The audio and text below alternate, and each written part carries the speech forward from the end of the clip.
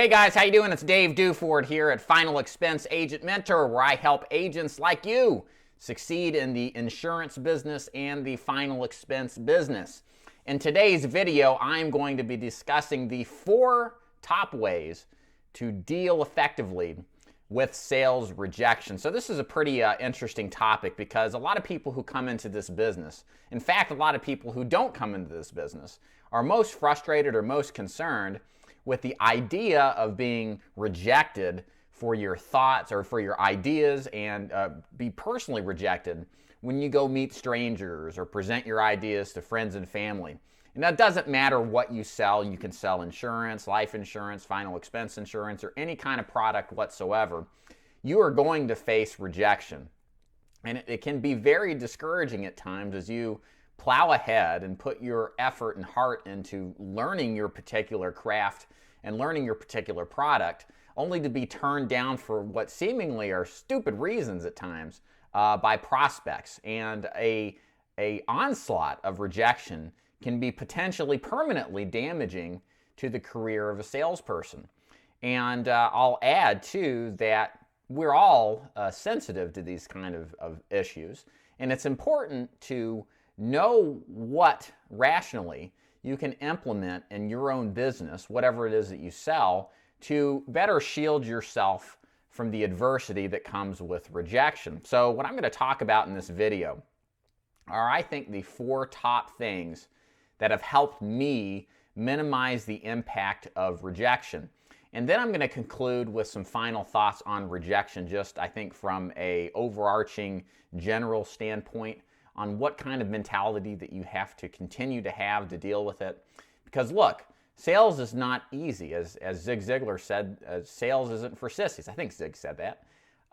But hey, you know, not a lot of people can handle this business. And the fact that you're getting out there and dealing with rejection, even if it does frustrate you, sets you apart from a lot of people who just don't have the chutzpah to go out there and take a chance on helping people, and in the return and in the process getting rejected.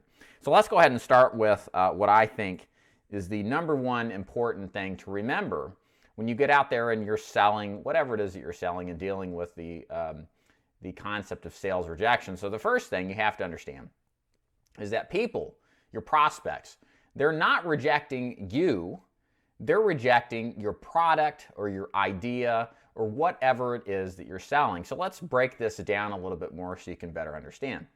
Here's how I'd put it. If you meet a stranger off the street and you attempt to set an appointment and they decline you, or you go into a sales presentation, you set the appointment, you're presenting your product, and the client just won't budge, he doesn't give you any good ideas, there's no rationality to his rejection, and he tells you he's not interested. How is he even having any sort of basis to reject you personally? Think about it. He doesn't know who you are. You really don't know a person within 30 minutes of meeting them, especially if you're setting an appointment over the phone. The only rational way to look at this is they're rejecting whatever it is that you're presenting to them. The product, the insurance you're selling, whatever it may be, they are turned off by the product. And there could be all sorts of reasons, good or bad, as to why they feel that way. So one way to look at rejection is to make sure it's not personal to you. It's to that particular product. And that doesn't mean that because they reject you today that they'll reject you tomorrow either. Again, they may have an interest. If we're saying the rejection is based around the product or service you're selling, they may have an interest in it later. There's all sorts of stories of people who presented an idea and the prospect rejected it. Only a few years later, when circumstances changed and the window of opportunity opened up, that they went back to sell these people and were totally bought in because of circumstances they experienced in life. Many times the life insurance business is like this. As many of us know, life insurance in many cases is an event-driven decision. You buy a house, now you've got a mortgage. You've got a reason to own life insurance. Whereas if you didn't before, you might look at it and think, I don't need mortgage protection insurance, right? I don't have a mortgage. So it depends a lot on where they are in their lives and if they're open-minded to that opportunity. But the takeaway here is don't take it personal. The rejection is based around your product or your service, and they're suspects. They're not prospects. And they certainly have no basis, and neither do you, to think that they're rejecting you because they don't know who you are. So second idea is, second concept here is that there are comfort in numbers. I train insurance agents nationally, and many times when I talk to a struggling agent who is doing what he thinks is everything that's responsible or everything that must be done to be successful, they express this verbally. They tell me they're seeing the people. They tell me they're door knocking.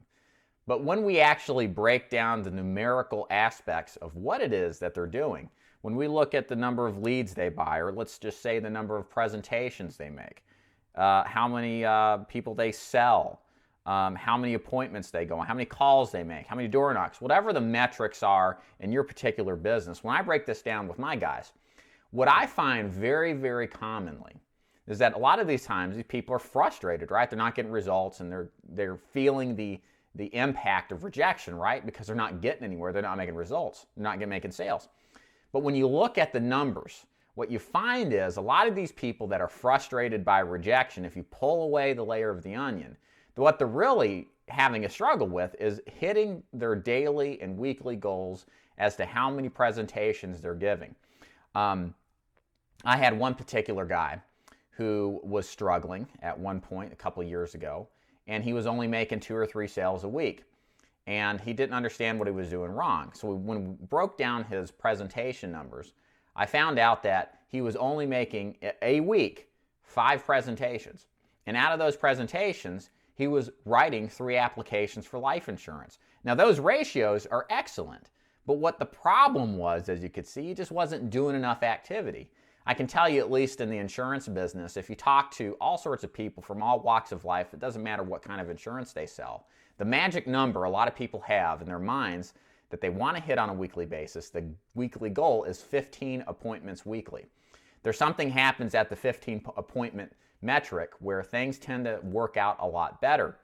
So if you're frustrated with rejection, take a look at what you are doing or you're not doing. Are you getting 15 appointments a week? Are you seeing the people, or whatever your number is, whatever your particular goal is, are you hitting your goal? The impact of rejection is much stronger when you're not making sales. That's the kind of key. I can tell you, you will get rejected a ton. It never goes away.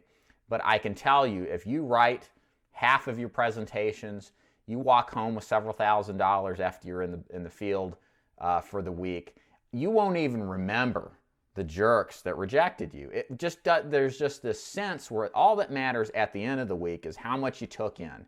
And everybody else, the 2/3 or the half in the presentations that rejected you, you don't even remember the dumb reasons why they turned you down or turned your product down. So I say this in conclusion, is before you get frustrated with rejection, you have to make sure you're seeing the people to the numerical amount that you need to. And it starts from prospecting. It starts from making the calls, whether over the phone or in person. Yes, you will get rejected during that, but ultimately there's no easy way around some of this. You have got to get out there and do the work necessary to see the people in the presentations to close enough to where getting rejected doesn't matter, because now you can connect the activity right from the very beginning where, yeah, you're getting turned down for appointments, to the results. And for all that rejection, it pales in comparison to the greatness of the results. So activity is key. Do a lot of activity, and I promise you rejection just doesn't matter that much when you do. Continuing here, point number 3, I think this is really important. We're all human beings here. Marv Feldman, I've just read his book. He's the son of Ben Feldman, legendary New York life insurance agent. He made a really good point, and oh man, I've just forgot what his point was. It'll come back to me here in a minute. The point I'm trying to make here is when you surround yourself with successful people, you tend to listen to what they do. You tend to learn more about their activities. I'll take kind of the example of Marv Feldman in a different sense. I've read a ton of insurance books recently, and what you tend to find is most of them struggle, but most of them say they're not special. They just follow a system, and they are diligent in accomplishing those daily and weekly and monthly goals, because that lends to the ultimate annual goal of a tremendous amount of success. So if you surround yourself with successful people, whether you work in your office or if you work alone, but you get on Facebook groups and you surround yourself with verifiably successful people, you can have conversations about rejection, and you'll find that they all experience it too. But they're, outwardly positive because they're getting great results. And there's something to be said about actually surrounding yourself with successful people, right? You realize that the struggles that salespeople have are all the same. There's nothing inherently unique with one salesperson struggles over another. It's usually the same, pack of issues. But if you surround yourself with positive people that are focused on overcoming those obstacles, it will have a positive effect on you. Now, the inverse is true as well. If you surround yourself with a bunch of reps who go out for coffee at 9 o'clock, take an early lunch at 11, start making a few calls after lunch, and they don't do the activity, and they're always bitching that they're not making sales or the market's tough, or it's just really hard, there's this competitor in town who kills us. The problem you're going to find is that negativity is going to seep into your psyche, and it's going to affect you in a bad way. And in some ways, it's actually going to, may not be intentional, but eventually you start to validate their negative opinions. If you are being rejected, you're being frustrated.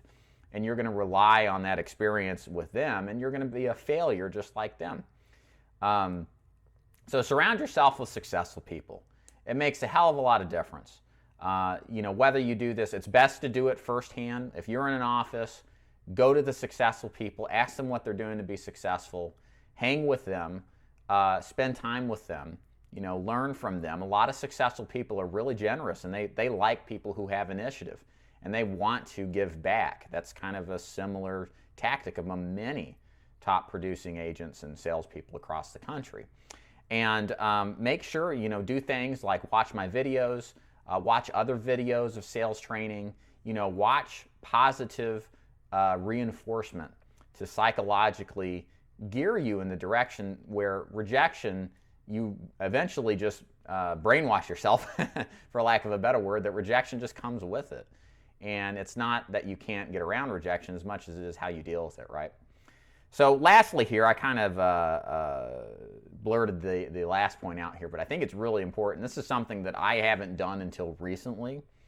And this was a tip that was given to me while I was watching a YouTube video with Tony Robbins. And Tony said one of the best things you can do as somebody who's trying to self-motivate yourself, to stay focused, to not get negative, to learn and grow, is to read autobiographies and biographies of successful people who have come before you. And from those readings, you will learn a tremendous amount about the business. But what really fascinated me is that upon reading, and I'm specifically talking about the insurance business, and I'm going to make a longer video about this later.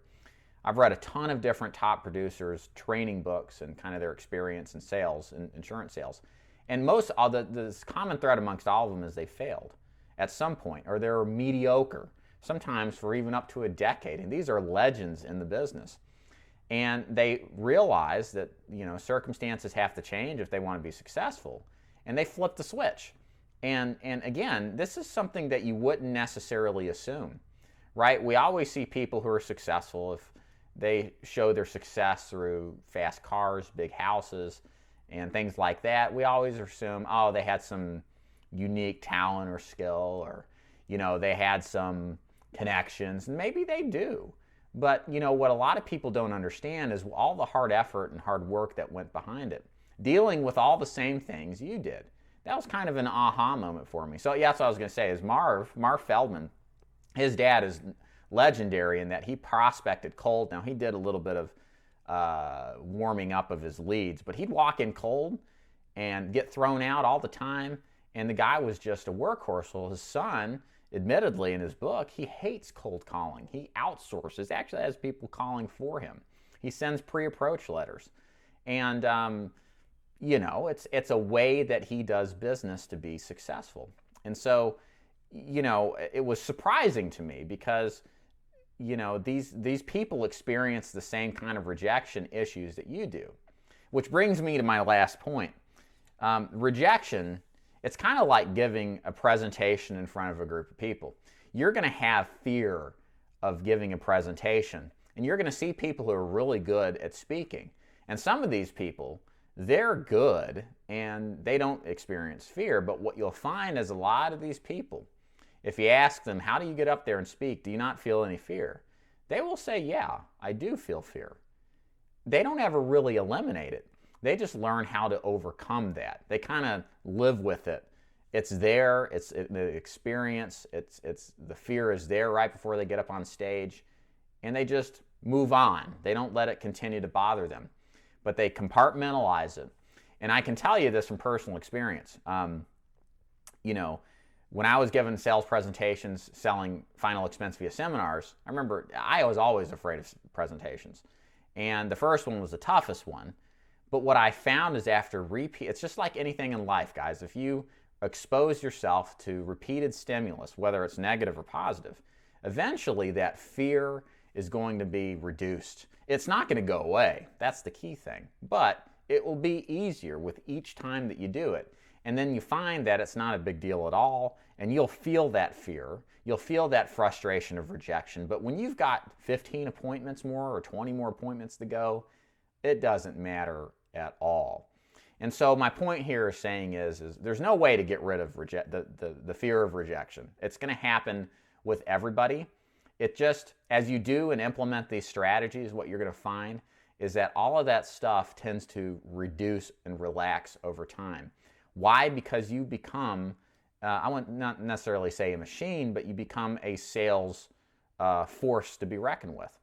And when you're successful, because you're doing the numbers, you're seeing the people, you're closing the deals, and you're making good living, and you're surrounding yourself with positivity, you're reading books about people, and you're realizing the perspective that basically you share the same pathway they did, it's going to make this issue of rejection much less of an issue. And although it's going to be there, it's not going to be there nearly as much as you could probably originally think it was. So that's what I have to say about rejection. If you like this video, please thumb it up. If you haven't yet, please subscribe to this channel. I do lots of sales training on final expense sales, insurance sales, general sales training, kind of like this particular video. I also do a lot of interviews with top insurance agents and other top salespeople. I always like to give back and help people like you learn how to sell more, to be more successful, whatever it is that you do, more often than not probably in the insurance business. So please subscribe, thumb this up. If you've got any comments or questions, feel free to post them below. I take effort to respond to every single question that is posed. So other than that, guys, I want to hope you have a good day. Call on the people. Don't sweat the rejection stuff. And have a profitable day. We'll see you next time.